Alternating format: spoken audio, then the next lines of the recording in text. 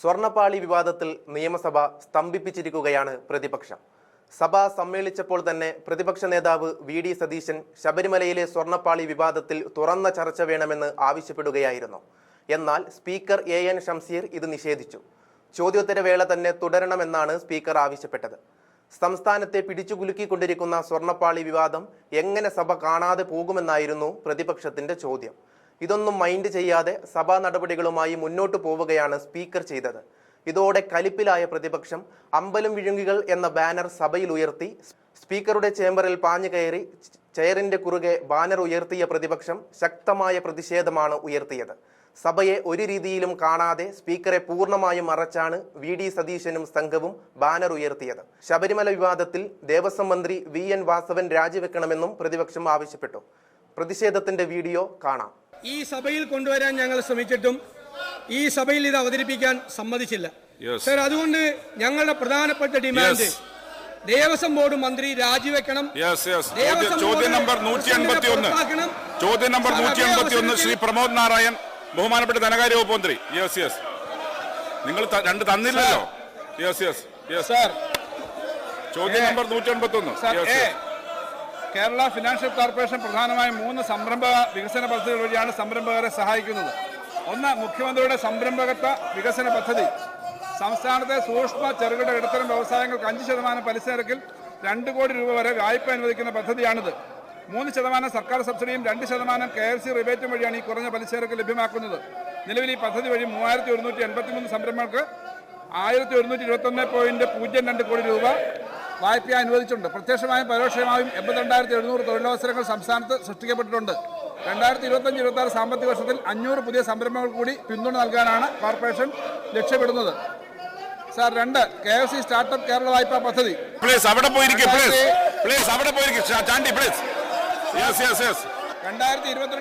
സാമ്പത്തിക വർഷത്തിൽ KFC startup Kerala വായ്പാ പദ്ധതി എന്ന പേരിൽ ഒരു സമഗ്രമായ പദ്ധതി തന്നെ അവതരിപ്പിച്ചു. മികവുള്ള സ്റ്റാർട്ടപ്പ് സംരംഭങ്ങൾക്ക് ആശയ രൂപീകരണം മുതൽ കമ്പനിയുടെ വിപുലീകരണം വരെയുള്ള ഓരോ ഘട്ടത്തിലും സമഗ്രമായ പിന്തുണയും വായ്പാ സഹായവും ലഭ്യമാക്കുന്ന പദ്ധതിയാണ് KFC സ്റ്റാർട്ടപ്പ് കേരള പദ്ധതി.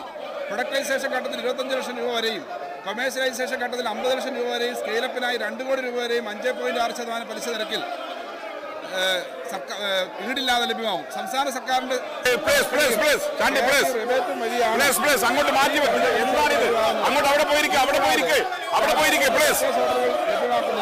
വെഞ്ചർ ഡെപ്റ്റ് ഫണ്ടിങ്ങിന് 10 കോടി രൂപ വരെയുള്ള വായ്പയിൽ ലഭ്യമാണ്. KFC സ്റ്റാർട്ടപ്പ് കേരള പദ്ധതി വഴി ഇതുവരെ 77 കമ്പനികൾക്കായി 97.72 കോടി രൂപയാണ് വായ്പ നൽകിയിട്ടുള്ളത്.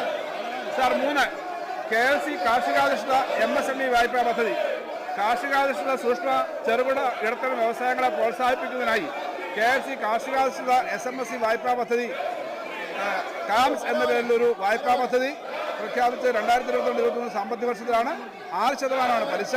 ഈ പദ്ധതി വഴി 41 യൂണിറ്റുകൾക്ക് 95.13 കോടി രൂപ വായ്പ നൽകി. ഇതിലൂടെ 410 പേർക്ക് പ്രത്യക്ഷമായും 615 പേർക്ക് പരോക്ഷമായും തൊഴിൽ നൽകിയിട്ടുണ്ട്. സാർ, കേരള ഫിനാൻഷ്യൽ കോർപ്പറേഷൻ ലഭ്യമാക്കുന്ന വായ്പ.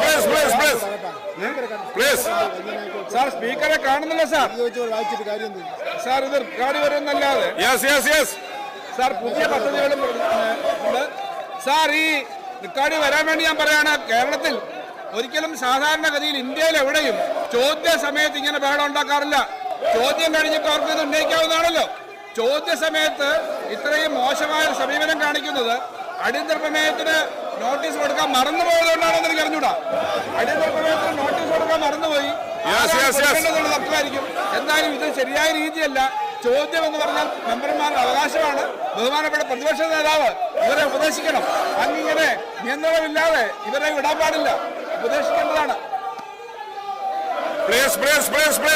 ചോദ്യം ഉത്തരവെല്ലാം പറഞ്ഞു കഴിഞ്ഞു സാർ. ഇനി ശ്രീ പ്രമോദ് നാരായൺ. സാർ, സ്പീക്കറെ കാണാൻ കഴിയുന്നില്ല എന്നുള്ള പ്രശ്നമുണ്ട്. ചോദ്യം ഇതാണ്: കേരളത്തിൻ്റെ സാമ്പത്തിക രംഗത്ത് അതിനാധാര ചലനമായി തീരുന്ന സ്റ്റാർട്ടപ്പുകളുടെ സഹായിക്കാൻ വേണ്ടിയിട്ട് നിലവിൽ നടപ്പിലാക്കുന്ന പദ്ധതി, സ്റ്റാർട്ടപ്പുകളുടെ തുടക്കത്തിൽ നൽകുന്ന സാമ്പത്തിക പിന്തുണ പോലെ തന്നെ പ്രധാനമാണ് അതിൻ്റെ സ്കെയിലിംഗ്. അതിനാവശ്യമായ തരത്തിൽ ഈ പദ്ധതി സമഗ്രമായി പരിഷ്കരിക്കുമോ എന്നതാണ് ചോദ്യം. ബഹുമാനപ്പെട്ട മിനിസ്റ്റർ. സാർ, ഈ സ്റ്റാർട്ടപ്പുകളുടെ പദ്ധതി ഇപ്പോൾ CMUDP പദ്ധതി 2 കോടിയാണ്. അത് വർദ്ധിപ്പിക്കുന്നതിനെ പറ്റി ഗവൺമെന്റ് ആലോചിക്കുന്നുണ്ട്. അതുപോലെ തന്നെ ഗ്യാരണ്ടി വേറെ ഷുവർട്ടീസ് ഇല്ലാതെ 10 കോടി രൂപ വരെ ഉൽപ്പന്നങ്ങളുടെ അടിസ്ഥാനത്തിൽ കൊടുക്കുന്ന ഒരു വലിയ പദ്ധതിയുണ്ട്. 10 കോടി രൂപ വരെ. പലിശ കുറവാണ്, അതിന് 9.5%. CMDP 5%. അതും അല്പം കൂടി തുക വർദ്ധിപ്പിക്കുന്നുണ്ട്. ധാരാളം ആളുകൾ 1 ലക്ഷത്തോളം ആളുകൾക്ക് ഈ പദ്ധതി വഴി ജോലി കൊടുക്കാൻ കഴിഞ്ഞതുകൊണ്ട് സ്റ്റാർട്ടപ്പുകളെയും പുതുസംരംഭകരെയും സഹായിക്കാനുള്ള കൂടുതൽ പദ്ധതികൾ സ്റ്റാർട്ടപ്പിന് കൂടുതൽ പ്രാധാന്യം കൊടുക്കുന്ന തരത്തിലേക്ക് എടുക്കാനാണ് നിൽക്കുന്നത്. സാർ അങ്ങേക്ക് കാണാൻ വയ്യ ഈ 2 മെമ്പർമാർ ശ്രീ ചാണ്ടിയമ്മനും ആര്യാകൃഷ്ണൻ ഉൾപ്പെടെ പുതിയ മെമ്പർമാരാണ് സഭയിൽ. അവരുൾപ്പെടെയാണ് ഈ ബാനർ പിടിക്കാനായിട്ട് അവരെ ഏൽപ്പിക്കാൻ കൊള്ളാമോ? ഇങ്ങനെ ചെയ്യുന്നത് ശരിയാണോ? ആ ഏറ്റവും പുതിയ മെമ്പർമാരെ കൊണ്ടാണോ ഈ ബാനർ പിടിപ്പിച്ചിങ്ങനെ തടസ്സം ഉണ്ടാക്കുന്നത്? സാർ അങ്ങ് കാണാത്തതുകൊണ്ട് ഞാൻ പറയുകയാണ്, ഇങ്ങനെ ഈ നിയമസഭ ചെയ്യാൻ പാടില്ല. പിന്നെ നാട്ടിലാകെ അവമാനം ഉണ്ടാവും. ഏത് തെറ്റായ വൃത്തികെട്ട കാര്യം ഉണ്ടെങ്കിലും അതിശക്തമായ നിലപാടെടുക്കുന്ന ഒരു ഗവൺമെന്റാണ് സാർ ഇവിടെ. ഒരു കള്ളന്മാരെയും സംരക്ഷിക്കാൻ സമ്മതിക്കില്ല. എന്തെങ്കിലും കുഴപ്പമുണ്ടെങ്കിൽ നടപടിയെടുക്കുന്നതാണ്. അതുകൊണ്ട് ഇതെല്ലാം മറച്ചു വെക്കാനും ചർച്ച ഒഴിവാക്കാനുമാണ് സാർ ചെയ്യുന്നത്. തുകവറ ഉണ്ടാക്കാൻ വേണ്ടിയിട്ടാണ്. ബഹുമാനപ്പെട്ട പ്രതിപക്ഷ നേതാവ് അങ്ങയുടെ ടീമിനെ അങ്ങോട്ട് വലിക്കണം പ്ലീസ്. പ്രതിപക്ഷ നേതാവിനെ പോലും കാണുന്നില്ല. അങ്ങോട്ട് ബാനർ താത്താൻ പറ പ്ലീസ്. ബാനർ അങ്ങോട്ട് താത്താൻ പറ. Yes please. അംഗങ്ങളൊന്നും അവിടെ ഇരിക്കണം. കേരളത്തിലെ ഏറ്റവും ഗൗരവമുള്ള വിഷയങ്ങളാണ് സഭ ചർച്ച ചെയ്യുന്നത്. ആ ചോദ്യോത്തര വേള പോലും തടസ്സപ്പെടുന്നത് ശരിയായ രീതിയല്ല. ഇതൊരു മാന്യമായ രീതിയല്ല. ബഹുമാനപ്പെട്ട അങ്ങോട്ട് ഒരിക്കൽ കൂടി അഭ്യർത്ഥിക്കുകയാണ്. അപ്പോൾ സഭ ചോദ്യോത്തരങ്ങൾ അനുവദിക്കണം പ്ലീസ്. ഇതൊരു അനാദരവാണ്. കേരളത്തിലെ ജനങ്ങളോടുള്ള അനാദരവാണ്. ശ്രീ PK ബഷീർ ഒന്ന് പറ. അങ്ങ് സീനിയർ അംഗല്ലേ, ഒന്ന് പറ. അങ്ങ് അവിടെ സീനിയർ അംഗല്ലേ? യെസ്. ചോദ്യോത്തര വേള തടസ്സപ്പെടുന്ന രീതി സഭാ നടപടികളുടെ അനാദരവാണ്. അംഗങ്ങൾ സഹകരിക്കണം അഭ്യർത്ഥിക്കുകയാണ്. യെസ്. ചോദ്യോത്തര വേളയുടെ അവശേഷിക്കുന്ന ഭാഗം റദ്ദ് ചെയ്യുന്നു.